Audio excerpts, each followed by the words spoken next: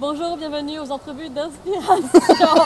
Ici Zara Issani, coach d'orientation professionnelle et relations d'aide. Je vous présente Denis Campeau. Je ne ferai pas de coupure. C'est beau. C'est bon. Bien. Je vais le garder. Alors, c'est un 2 pour 1 aujourd'hui. Écoutez, je viens de passer Annick Laprate en entrevue. Et Annick me dit, écoute, je serai avec mon coach, alors pourquoi ne pas passer en entrevue aussi Denis? Alors, on ne se connaît pas beaucoup, on s'est parlé 1 heure. Et je vous présente Denis, en fait, en 1 heure, franchement, un monsieur qui m'a touchée. Un humain, j'ai envie de dire humain avec le grand H, un cœur qui a juste envie de transmettre, d'ouvrir, d'éveiller, pour être heureux finalement. Hein? Oui, dans le fond, c'est incroyable ce qu'on peut accomplir dans un petit montant de temps avec quelqu'un, mais de permettre d'être avec la personne pour le vrai. Et c'est un travail d'une vie, je crois, de juste être présent assez pour être avec la personne. Et je crois que c'est ce que tu es en train de vivre avec moi. J'ai pas toujours été comme ça, là. J'ai eu des périodes dans ma vie où je n'étais pas présent pendant tout, mais ce que tu vis maintenant, c'est ce travail-là intérieur qui se manifeste. Et donc, tu as eu une chance d'être avec moi pour 1 heure. Tu as vu qu'est-ce que c'est. Puis dans la dernière année, Annick, c'est ça qu'elle m'a fait faire là, à la grandeur du Québec. Elle dit, écoute, j'aimerais ça que les gens vivent être avec toi pendant 1 heure, juste pour voir qu'est-ce que c'est. Puis c'est incroyable ce que ça fait comme effet secondaire. Moi, j'ai pas arrêté de suivre la vague. Et quand j'ai parti mon entreprise en tant que coach, parce que j'ai fait affaire beaucoup d'autres choses avant, mais en tant que coach, les 3 premières personnes m'ont emporté toutes les autres. J'ai pas arrêté de juste suivre la vague qui est venue par conséquence de ça. Et c'est vraiment le cas de dire, c'est de grandir ensemble. Puis regarde où ce qu'on est aujourd'hui. On est belle place, c'est symbolique comme on a un grand bateau par-dessus nous. Les gens ne le voient pas, mais si on prendrait l'écran, là, c'est un magnifique toit ici dans le centre d'achat, c'est vraiment beau. Puis de la vie, on le ressent, on entend les sons, ça vibre, c'est beau. Mais merci de m'avoir invité. Avec plaisir. Tu sais, ce qui m'est venu, c'était hier matin à mon réveil, quand j'ai pensé à toi et à ce qu'on a dit, j'ai vu Eckhart Tolle. C'est dans la manière dont tu parles et la voix qui permet de stabiliser, qui réconforte, qui sécurise. Et Eckhart Tolle, je ne sais pas si tu as certainement dû le regarder et le voir souvent, ou peut-être tu l'as déjà croisé. Il prend son temps. Il prend le temps de peser chaque mot qu'il va dire. Et c'est à ça que tu m'as fait penser. C'est à lui que tu m'as fait penser. Mais je crois que c'est de valeur. Moi, dans ma culture personnelle, j'ai 3 langages. Bien, j'ai 3 cultures plutôt. J'ai le français, parce que j'ai été élevé dans le nord de l'Ontario en francophone. J'ai un côté anglophone, écossais, mais j'ai un côté amérindien. Donc, je suis un peu une drôle de bébête dans ce sens-là. Les gens me regardent, les Amérindiens pensent que je suis un blanc, les Français pensent que je suis un Anglais, les Anglais pensent que je suis un Français. Donc, je suis vraiment pogné entre les 4 mondes. Et ce qui est intéressant, c'est on prend tellement peu de temps à comprendre notre propre langage. Mais pourtant, la sagesse, la richesse qui existe dans un mot, tu peux passer toute une journée à juste d'écrire un mot. Tu sais, par exemple, un malaise. Quand quelqu'un arrive et dit « Ah, je me sens tellement mal à l'aise », mais juste le mot malaise, c'est quoi ça nous dit? Ça dit qu'on n'est pas à l'aise. Mais on n'est pas à l'aise de quoi? D'où que ça vient, ce sentiment-là? Ou la maladie, c'est quoi que ça nous dit? Donc, juste dans nos mots, les réponses sont là. Et c'est pour ça que c'est important, des fois, de peser sur les mots. En tout cas, moi, ce que je fais, c'est que je pèse ces mots pour voir ce que la personne m'entend. Tu sais, il y en a plein de gens qui écoutent. Là. Écoutez, tout le monde peut le faire. Ah, je dis que j'écoute. Les élèves écoutent à l'école. Mais entendre, c'est toute une autre paire de manches. Parce qu'entendre, ça requiert être à l'écoute des mots et de l'émotion et d'entendre les mots qui ont été choisis et d'entendre l'émotion qui suit. Parce que l'émotion vient avant la motion. On est ému, on a une réaction chimique, ensuite on arrive à une action. Et ce que tu as vécu avec moi, c'est ça, c'est un peu cet exercice-là de voir où est-ce que tu es rendu dans notre relation, même dans 1 heure. Est-ce que tu m'entends? Parce que à quoi ça sert d'aller plus vite si tu ne m'entends pas? Donc, pour moi, c'est comme une adaptation, un peu comme dans l'histoire d'Annick avec les fréquences, c'est que moi, j'essaie de trouver à quelle fréquence est-ce que tu opères pour que je puisse te rejoindre à cette fréquence-là. Et ensuite, ensemble, on peut amplifier doucement pour aboutir à quelque chose qu'on cherche. Et moi, ce que je cherche, c'est découvrir qui tu es. Moi, je te connais pas beaucoup encore, là. Tu sais, on vient de se rencontrer, on fait un beau petit vidéo. Puis en passant, c'est vraiment sharp, hein? Il y a une belle lumière qui apparaît dans le fond, là-bas, là. C'est beau, c'est comme on est en train de se faire illuminer, je sais pas par quoi, là. Mais c'est un beau signe, on va le prendre. Donc, c'est ça. Donc, c'est peser sur les mots. On ne fait pas juste peser sur les mots, on ajoute l'émotion. On ajoute de la sincérité, de l'authenticité dans ce qu'on essaie de dire. Et ça vient avec le travail. C'est un travail interne. En parlant d'interne, quand il y a trois cultures qui cohabitent ensemble, et je te donne un exemple, je suis indienne de Côte d'Ivoire, mariée à un Québécois, et quand je suis arrivée ici en tant qu'immigrante, à un moment donné, je viens de quitter ma terre natale, mon âme pour moi était là-bas, mais ça ne marche pas de laisser l'âme là-bas et vivre ici. Alors, comment on fait pour pouvoir être intègre et parce qu'il y a même beaucoup, je dirais, je rencontre beaucoup de gens qui vont venir me voir au bureau, mais je ne sais plus qui je suis. Est-ce que je suis québécoise ou est-ce que finalement je suis toujours de la Côte d'Ivoire ou est-ce que je suis toujours marocaine ou est-ce que... et ils ne savent plus. Et après, il y a la perte de la religion aussi parce qu'ils la pratiquent moins. Donc il y a tout la référence, j'ai envie de dire, le système de valeurs qui change, culturel. Enfin, tout change. Mais le Canada, c'est un vrai cadeau. Moi, j'ai passé quasiment 20 ans de ma vie à Kanata, qui était le mot Canada, c'est Kanata. Et Kanata, c'est une place où tu as des gens très éduqués. C'est la haute technologie. Il y a plein de monde qui viennent de partout. J'ai eu la chance de travailler avec des gens qui représentent quasiment 130 pays. Et j'étais constamment en train de baigner dans ce monde-là. Mes enfants aussi, ils ne voyaient plus la couleur, ils ne voyaient pas la religion. Ils ont été mis dans un autre monde. Et ce travail interne-là, comme tu dis, on le fait tous. Et on le fait autant de la culture de nos parents. Donc, qu'est-ce que maman pense, qu'est-ce que papa pense, comment on gère l'argent, comment on gère les relations, il y a plusieurs perspectives, comment on gère nos religions, ne sont pas pareilles. Et la beauté, c'est que dans la nature, là où il y a le plus de créativité, c'est où il y a une fusion de ces deux places-là. Ça, par exemple, moi j'adore être dans la nature. La fin de semaine dernière, j'étais avec le mari d'Annette, Eric, puis j'avais emporté une place très spéciale. Donc, c'est une place où c'est à l'intersection de plusieurs mondes. C'est l'intersection de deux chutes puis une rivière. C'est à l'intersection de deux forêts. Même géographiquement, c'est une intersection. Et à cette place-là, il y a de la vie en abondance. Un exemple encore plus simple. Au bord de l'eau et au bord de la forêt, juste au bord, c'est là où il y a toute la vie. Les grenouilles, les animaux, tous les animaux s'intersectent à cette place-là. Les poissons ne sortent pas de l'eau. Les animaux n'ont pas tendance d'aller trop dans l'eau, mais à cette zone-là, il y a de la vie. Ils se rencontrent. Et nous autres, les humains, on est en train de faire ça. Donc, moi, ce que je vis à l'intérieur de moi, c'est une rencontre de trois cultures. J'étais né dans le Témiscamingue. Et dans le Témiscamingue, c'est une place où la frontière québécoise et ontarienne. Et au nord, c'était les cris montagnais. Donc, j'étais né dans cette place-là. Et donc, la question qui m'habite, c'est un peu le qui suis-je, mais c'est quoi je représente maintenant? Est-ce que je représente trois grandes nations? Donc, moi, quand je vois les gens qui ne s'entendent pas, ça me déchire parce que ça me déchire. Moi, mon être même est déchiré. Donc, je cherche toujours à fusionner. Donc, un peu à peu de moi, la première vingtaine de ma vie, c'était en francophone. J'étais vraiment un francophone actif, intégré. Tu sais, je comprenais la francophonie du point de vue... tu sais, on est très serviable, il y a beaucoup de chrétienté. On aime ça s'exprimer. Tu sais, on parle beaucoup, on bouge nos mains, tu sais, on est comme les Italiens, tu sais. On s'affirme beaucoup dans le visuel. Tu sais, on aime ça se faire des cadeaux, les fêtes, et ainsi de suite. Donc, j'ai pu m'associer à la francophonie. Même que dans une couple de semaines, je vais donner une conférence dans le Nord pour une des premières fois. Ça fait bizarre, mais je retourne chez nous donner une conférence. Mais les gens m'ont vu comme un Français, m'ont pas vu comme l'anglophone. Deuxième vingtaine de ma vie, c'était en anglophone. Anglophone international, commercial, les grosses jobs. Tu sais, j'avais un des meilleurs jobs en Amérique du Nord, mais c'était le fun. Mais par contre, ça m'éloignait de mon français, mais ça m'a nourri mon côté anglophone.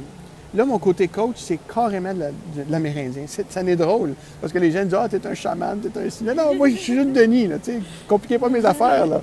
Mais dans le fond, les choses qui viennent de moi, dans mes méditations, les choses qui me viennent naturelles sont très amérindiennes. Même mes philosophies, c'est tous des cercles. Je vois juste des cercles partout. Pour moi, c'est tous des petits cycles de vie, des façons d'être. Tu sais, par exemple, le coaching de vie, c'est quoi? C'est regarder notre vie de plusieurs sphères. Mais c'est une sphère en soi de regarder les sphères de la vie. Coaching de relation, c'est quoi? C'est le sphère des 4 éléments. L'écoute de soi, l'écoute de l'autre, être en relation avec l'autre. Il y a des éléments à suivre, des étapes à suivre. Coaching de leadership, c'est la même affaire. Il y a des sphères, le monde d'affaires. Donc, tous les coachings, tu sais, vraiment, c'est des cercles. Et quand on travaille avec les gens, c'est de trouver où est-ce qu'ils sont dans le cercle de la vie. Et lorsqu'on peut se localiser relatif à nous-mêmes, wow! Tu sais, Annick, quand elle parle de ce qui s'en vient, les miracles et tout ça, là, c'est quoi le miracle, dans le fond? C'est un changement de perspective. C'est de réaliser qu'on est là où on est supposé d'être. Et de l'accepter, et de l'assumer, et de se responsabiliser, et de dire, bon, maintenant je suis rendu ici, maintenant qu'est-ce que je fais? Toi, tu as fait un choix d'inviter Annick. Tu as fait un choix d'inviter moi. Tu as pris le risque de me parler pendant 1 heure. Puis tu as vu comment ça peut bardasser un peu, là. Donc, il y a quand même un risque de rencontrer un humain qui a une différente perspective. Mais imagine-toi, quand on se rencontre nous-mêmes, on découvre que nous-mêmes, on a des perspectives qui sont en conflit, ou des illusions, ou des choses qui clochent. C'est ça qui Et quand on fait face à ça, bien là, ça sort. Là, on est excité. Waouh, j'ai découvert quelque chose à propos de moi. C'est mon expérience, c'est ma sagesse, c'est ma vérité. Et là, on enclenche. Là, on est motivé. Là, on a de la misère à s'arrêter parce que c'est vrai. C'est du concret, puis notre corps réagit des fois, on peut le voir. Là, et justement, quand est-ce que tu as senti que c'était le temps de rentrer dans du conseil plutôt? Ben, tu as toujours fait du conseil, je pense, en entreprise. Ouais. Mais pourquoi plus orienté coach plutôt que d'affaires, entreprise? Bien, c'est venu par étapes. Hein. Quand j'étais petit, j'avais toujours le goût d'être un enseignant. Mais je ne savais pas quoi enseigner. Et le système scolaire, ça ne fonctionnait pas pour moi. Par contre, le tutorat, j'ai toujours fait ça, à différentes formes. Et éventuellement, quand j'étais dans le monde d'ingénieur, dans haute technologie, j'ai fait mon cheminement. Et là, j'avais plein d'ingénieurs à ma charge. Donc, je suis en train de tutorer les gens. Et je me suis rendu compte que la partie que j'aimais plus en tant que gestionnaire d'ingénieur, c'était de faire mes rencontres 1 à 1. C'était là où la magie se passait. Parce que là, je pouvais les motiver. J'avais du monde, on était tellement pompés. Puis éventuellement, quand j'ai monté en direction, puis les gens en ressources humaines ont dit, écoute, Denis, t'es pas un directeur comme les autres, là. Mais là, je veux dire, comme je suis juste moi-même, il n'y a pas rien de magique, là. Mais non, Denis, toi, tu es capable d'allumer le monde, puis ta performance de ton département est tellement haute que ça dérange les autres départements. Bien là, je fais rien de mal, là. Oui, mais t'en fais trop. Je comprenais pas ce que tu fais. Donc là, j'ai commencé à faire des retraites, des conférences à l'interne. Puis là, j'ai réalisé que ça vient facile. Je suis tellement bien dans cet environnement-là.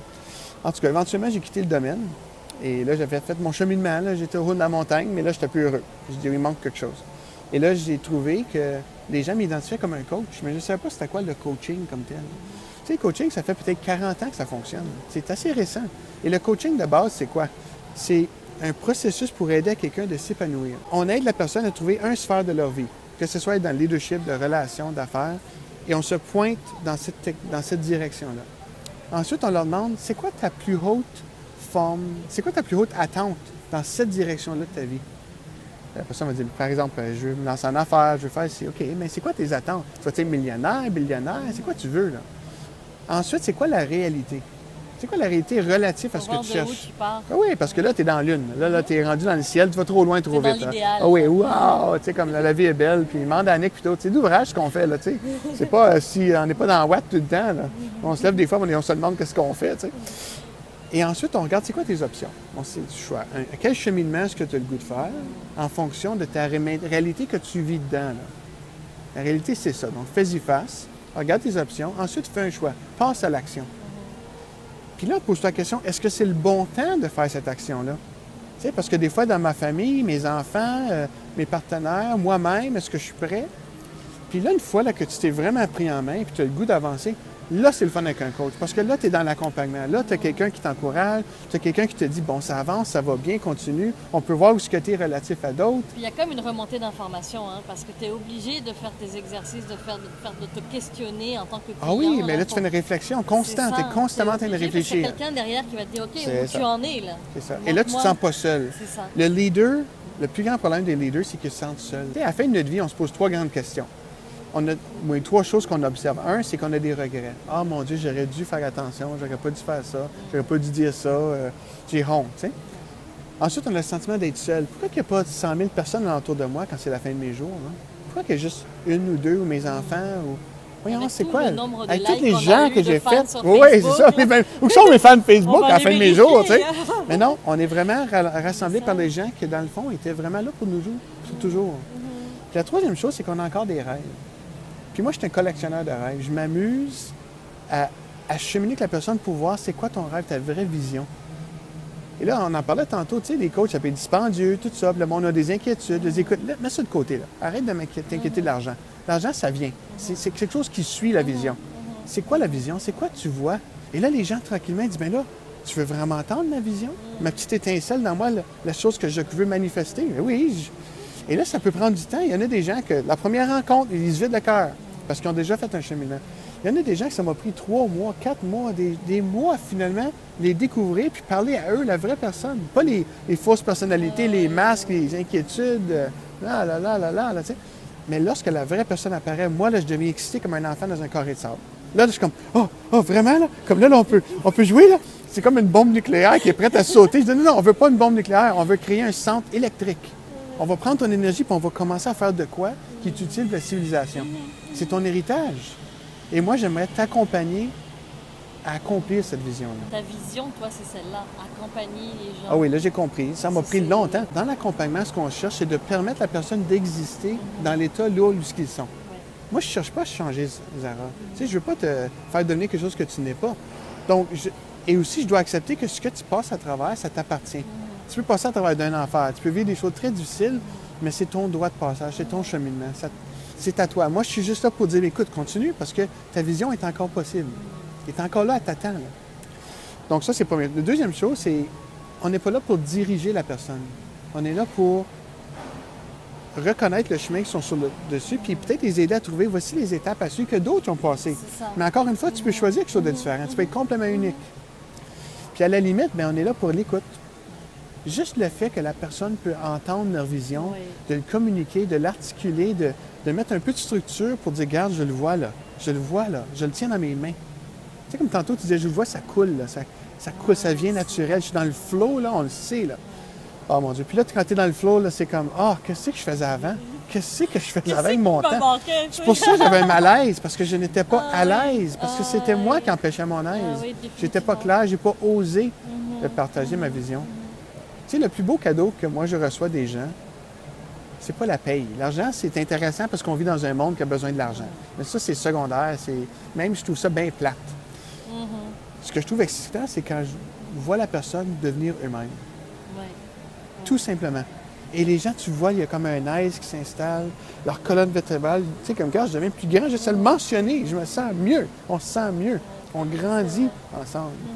Et le corps parle et tous ces êtres. Donc, quand on devient nous-mêmes et quand les gens autour de nous deviennent eux-mêmes, on grandit ensemble. C'est plus facile. Exactement. Puis c'est l'utilité. C'est quand je vois que la personne, elle a trouvé son utilité dans le monde. Sa place. Sa place. Et que là, ça fait... C'est ça. Il y a un point que tu as mentionné tout à l'heure, c'est l'ingénieur. Alors, comment un ingénieur... ça, c'est la question. La question... Comment un ingénieur arrive à parler de vibration, arrive à parler de connexion à la nature, arrive à parler de toutes ces choses qui n'existent pas, qu'on ne voit pas? Oui. Comment? Wow, c'est intéressant. Je crois qu'on passe la première moitié de notre vie à être dans le paraître. Tu sais, ingénieur, pour moi, c'est un gros mot, là. Mais l'ingénieur, l'enfant en moi a toujours voulu être un architecte. Mais je ne savais pas si j'ai voulu être un architecte de quoi. Donc, l'ingénieur, c'est venu facile. Donc, je suis devenu ingénieur, j'étais dans la télécommunication. Et le but du domaine de la télécommunication, dans lequel j'étais le plus grand au monde, j'étais bien positionné, c'était que le but de la télécommunication, c'est de bouger des signaux de 0D de 1, des fréquences, afin que deux humains puissent être ensemble. Et j'ai passé la première grosse moitié de ma vie à être très, très, très bon à créer cette circonstance-là. Mais c'était fait d'une façon physique, mentale. À un certain point, le plus que je montais dans la gestion, j'arrivais à un point que je me dis, comment ça se fait que mon équipe, malgré une belle performance, pourquoi ils ne sont pas au prochain niveau? C'est quoi qui manque? Et là, j'ai commencé à l'étudier. J'ai tombé dans le monde d'intelligence émotionnelle. Et ce qui est intéressant de l'approche que moi, je l'ai appris en Californie, la façon dont je l'ai appris, c'est que j'ai passé par le mental pour me rendre à mon cœur. Il a fallu que je passe par là. C'est un peu comme le signe de croix à l'église, tu sais. Il a fallu que je me dise, OK, je m'entends, mais est-ce que je le ressens? Est-ce que c'est vraiment ce que ça me tire? Est-ce que ça m'interpelle? Et ensuite, est-ce que je suis capable de faire la part des choses? Est-ce que je peux faire dans ma tête et dans mon cœur, mais être entre les deux en même temps, et au lieu d'être dans le non-dit puis pas m'exprimer, mais d'actuellement exprimer. Et lorsqu'on s'exprime pour le vrai, là, quand ça nous vient, là, c'est la tête et le cœur qui sont finalement alignés, qui osent dire, regarde, j'ai quelque chose à vous professer, à vous partager. Et ça nourrit les conférences, et ainsi de suite. Donc, est-ce que le cheminement était facile? Pas en tout. C'était l'enfer. C'était l'enfer. Moi, à un certain point, j'étais tellement pris dans mon mental que je ne savais même plus c'était quoi une émotion. Même à la limite, moi, je prenais des médicaments pour la haute pression. Regarde mon teint rouge. Là. Mais ça, c'est... Pendant longtemps, mon corps était toujours en réaction, puis j'avais des médicaments qui l'empêchaient. Quand j'ai débarqué de ça, puis là, je dis, écoute, t'as de la merde, je veux vraiment être moi-même, là, je vais arrêter ça. Hey, là, tout d'un coup, les émotions, ça coulait, parce que les médicaments bloquaient cette émotion-là. Donc moi, pendant longtemps, c'était bloqué.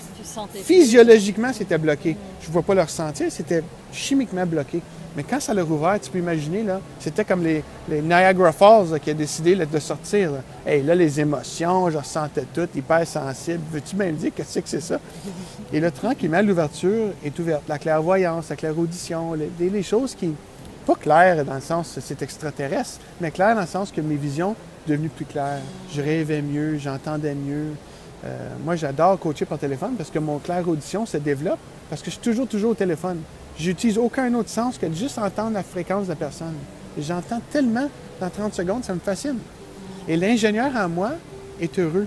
Parce que l'ingénieur en moi cherche à créer des petites structures afin d'aider les gens à être créatifs. Regarde la nature comme un arbre, comment ça pousse. Un arbre, ça demande une structure avant de pousser des feuilles, avant de porter des fruits, avant de prendre place. Mais si tu ne donnes pas un arbre un environnement idéal pour pousser, il va pousser tout croche. Ça ne veut pas dire qu'il ne va pas grandir. Il peut être extraordinaire. Même les plus beaux arbres qu'on voit aujourd'hui sont tout croches, toutes sortes de formes. Donc, dans ce que je fais maintenant, comment je t'aboutis à ça d'un ingénieur, c'est qu'il a fallu que je fasse le travail interne, le grand travail interne. Tu sais, aller chercher le Denis à l'intérieur qui s'avait enterré, toutes les petites versions de moi qui avaient été endommagées par des petits traumatismes, des accidents, des choses qui nous arrivent. Moi, j'ai perdu mes parents quand j'étais tout petit. Et donc, il y a un bébé dans moi qui cherche à ses parents. Et j'ai accepté ça. Et ce que j'ai fait, c'est au lieu de dire, bon, ben mon bébé, il veut ses parents, non, je vais aller en trouver des parents. J'ai trouvé plein de coachs, puis de mentors, puis des gens qui ont rempli ce vide-là. Écoute, cette partie de mon cœur, peut-être qu'il ne va jamais être guéri.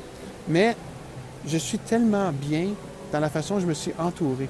J'ai trouvé des frères, des sœurs, des oncles, des tantes, des parents, des gens qui sont génétiquement là, mais des gens qui ne sont pas dans ma génétique, mais qui comblent ce besoin-là. Donc, le traumatisme d'enfance, c'était le plus beau cadeau qui m'a été donné. Mais ça m'a pris longtemps à découvrir ça. Tu sais, ça prend du temps à faire ce chemin-là. Donc, si le monde me regarde aujourd'hui et dit « Wow, tu sais, comme tu as réussi, tu es bien. » Ouais, non. C'est pas facile. C'est pas « wow ». C'est vraiment, c'est d'être très humble puis de réaliser que chaque fois que je rencontre quelqu'un, ça me rappelle de moi. Moi aussi, j'ai passé par là. Pas de la même façon, mais tu sais quoi, j'ai beaucoup d'empathie. Et le plus que je travaille sur moi, le plus que j'ai d'empathie pour les autres, parce que je peux oser les voir. Oser les voir. Parce que voir quelqu'un qui nous fait nous rappeler de nous-mêmes, ça vient nous chercher. Et pas à peu près. Et quand ça vient me chercher, je dis à la personne, écoute, je ne suis pas la bonne personne pour t'accompagner. Je dois faire un cheminement pour moi. Ensuite, je vais venir te chercher. Mais donne-moi une chance. Tu sais, le leadership, c'est quoi? Le leadership, c'est trouver le chemin, aller la distance et montrer aux autres comment le faire. Et moi, je l'ai appris dans des petits trucs, des petites particules. Et quand je suis chanceux, je rencontre quelqu'un pour qui je peux les accompagner. Mais je me rends compte que je ne suis pas compétent dans tous les scénarios. Donc, je fais ce que je peux, je passe à autre chose. Mais tu sais, il y a des mots, encore une fois, les mots sont importants. Tu sais, quand on dit client, c'est un contrat, c'est de l'argent, il y a des attentes, il y a un engagement. C'est lourd.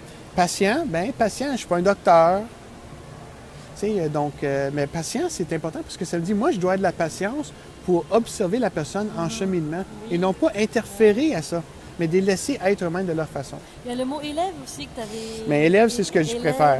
Moi, je préfère élève parce que étudiant, par contre, c'est quelqu'un qui étudie l'être d'un autre. Mais un élève, c'est quelqu'un qui est élevé par 3 autres personnes. On sait moi, j'ai fait un programme pour élever des enfants. Et dans ces programmations-là, la façon qu'on élève un enfant, c'est de trouver 3 mentors. Souvent, c'est un parent. Souvent, c'est un enseignant quelconque, à l'école, les amis. Et c'est quelqu'un dans la société qui dit « Wow, tu me fais tellement penser à moi. Je m'en souviens. » C'est comme un mini-moi, là. Et ça, c'est excitant. Donc, quand une jeune personne voit qu'il y a 3 adultes qui forment un cercle qu'on appelle un cercle d'aînés, là, la personne, tranquillement, est en train de émettre ses feuilles, est en train de... comme une fleur qui rouvre, là, ses pétales, comme le lotus du cœur qui rouvre, dit « Oh, je peux vraiment être moi-même parce qu'il me voit. » Il me voit pour le vrai, là. Donc là, j'ai ma chance. Et ils sont tellement fragiles dans ce stade. J'en ai des frissons, mes poils me lèvent. Donc, quand on rentre dans ce stade-là, ils sont tellement fragiles. C'est important d'être à l'écoute de grâce, s'il vous plaît. Écoutez, quand votre enfant de 6-7 ans, tu dis « Papa, là, moi, j'ai une idée folle, là. Puis moi, j'ai l'idée de faire ça. Ah oui? Puis pourquoi tu veux faire ça? Ah, moi, ça m'interpelle, j'ai le goût, là. Ben, allons-y. Allons-y, on va l'essayer, voir. Tu sais, quand ton enfant dit, moi, j'ai le goût d'être comme ça, puis toi, tu comprends rien de ça, ben parfait, je vais t'amener à quelqu'un qui peut-être va te comprendre. Parce que moi, je connais rien là-dedans. Donc, je vais t'amener à quelqu'un d'autre de confiance. Moi, j'en ai fait venir des coachs pour mes enfants. J'adore ça. Je leur dis, regarde, moi, je suis incompétent là-dedans. Tu veux faire de la musique, mais tu veux quelqu'un qui est meilleur à Las Vegas. Tu veux faire être un conférencier, mais va parler avec Annick. Tu veux faire ci, tu veux faire des vidéos, va à Zara. Tu sais, quelqu'un qui s'amuse à faire ça, qui a une passion pour ça. C'est pas la compétence technique, c'est qu'ils ont la passion du domaine. C'est ça que je veux qu'ils aillent chercher. Et lorsqu'on trouve 2 ou 3 personnes qui nous disent, waouh, toi, là, t'es vraiment bon à ça, là. Tu viens de commencer, mais ça s'en vient, là. On crée une plateforme. Et l'humanité, il y a 7 billions de nous. Imagine-toi ce qu'on peut faire entre nous quand on prend le temps de se voir, de ne pas vivre inconsciemment puis se promener comme des zombies, là, mais d'être à l'écoute de l'un l'autre. C'est incroyable. Moi, je m'amuse à faire ça avec des caissières au magasin, je fais ça dans le taxi, je fais ça sur le chemin. Voilà, je peux mettre un pack-sac puis me faire du coaching partout. J'ai pas... ça coule. Quand ça coule, ça vient naturel. Moi, ça m'excite. Je rencontre quelqu'un là que j'ai jamais vu, que je connais rien des autres, puis les autres ne me connaissent pas en tout. J'allume parce qu'ils vont me découvrir, moi aussi. Ils vont me poser des questions que j'ai jamais été posées avant. Comme tu fais avec moi aujourd'hui, je sais pas. C'est beau, ça vient tout seul.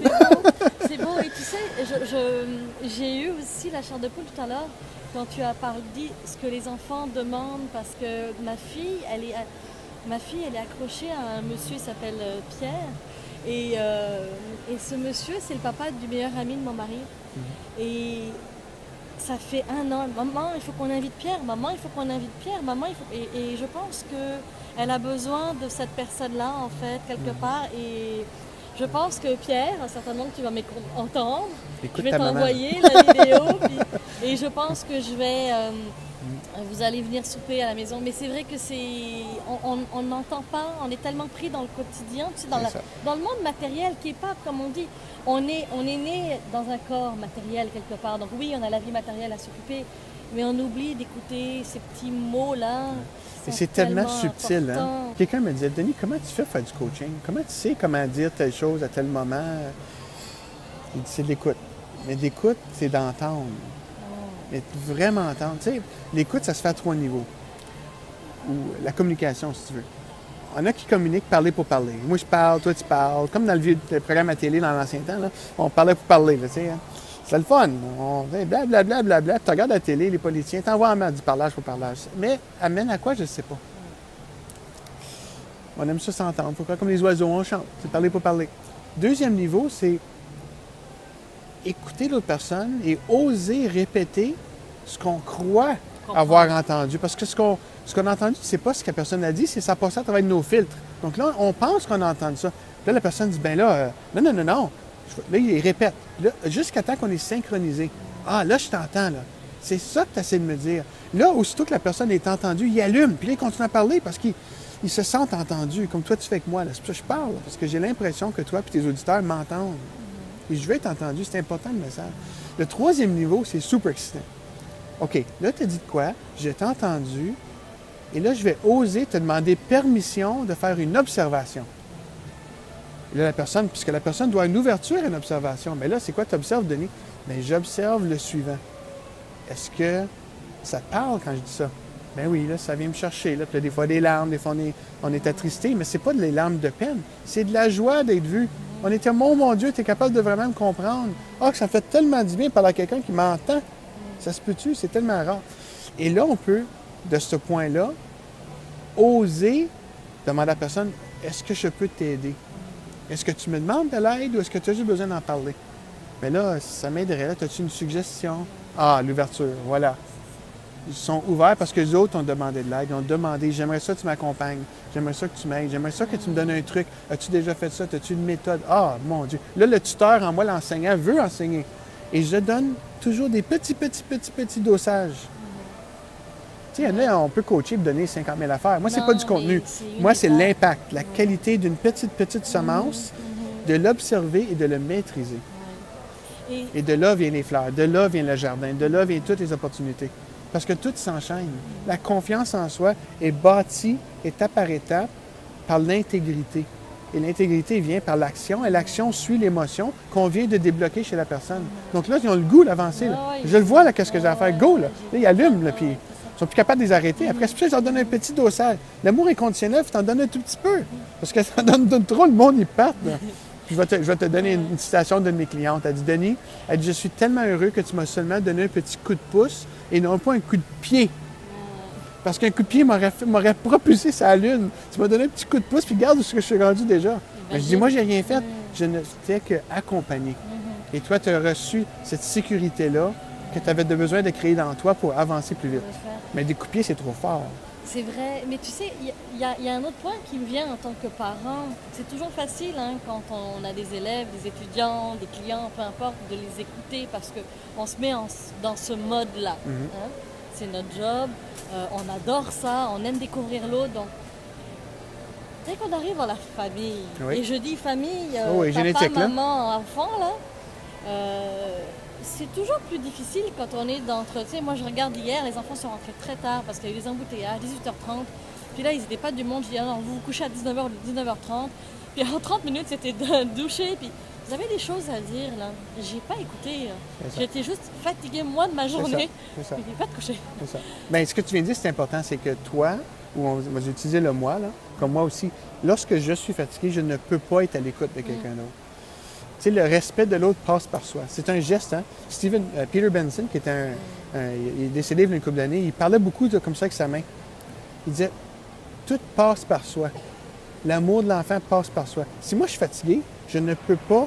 Si moi je suis fatigué, stressé, anxieux, j'emporte ça dans mon environnement. C'est ça que je dégage de mon environnement. Donc les enfants, OK, maman, OK, je vais prendre ma douche, je vais aller faire mon lunch, n'importe quoi pour te calmer les nerfs parce que là, tu me fais peur juste à te regarder. Par exemple, aujourd'hui, je parlais avec un client au téléphone. Puis je disais, c'est un entrepreneur, il y a une équipe, c'est important ce qu'il vit. Il vit des moments difficiles en équipe, des remises en question.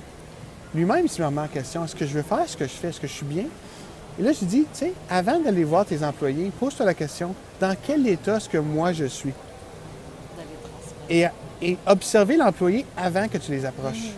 Observe ton conjoint, observe tes enfants, dans quel état est-ce qu'ils sont avant que moi j'interagisse avec eux. Moi, souvent, je m'amuse. Puis moi, la première fois que j'ai fait, justement pas, j'étais en larmes, j'avais honte de moi-même. J'ai eu peur de moi-même. J'ai regardé ma famille qui était alentour de la salle à dîner. Puis ça, on recule bien des années, dans mes premiers temps. Mon mentor m'avait dit, Denis, observe ta famille, ensuite va les voir. Et dis-moi qu'est-ce qui est arrivé.